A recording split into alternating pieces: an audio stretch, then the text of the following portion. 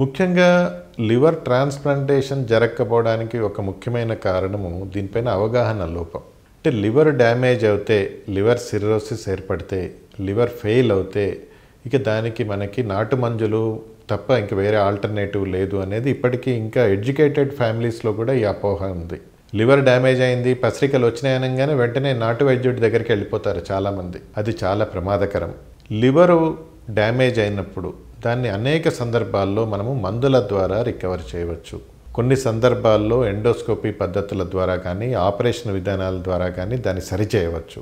Liver పూర్తిగా damage అయితే liver transplantation ద్వారా దాన్ని తిరిగి నార్మల్ చేయవచ్చు. సో ఈ అవగాహన అనేది మనకి ఈ లోపించడం మూలంగా ఈ లివర్ ట్రాన్స్ప్లాంటేషన్ అనేది తక్కువగా అవుతుంది.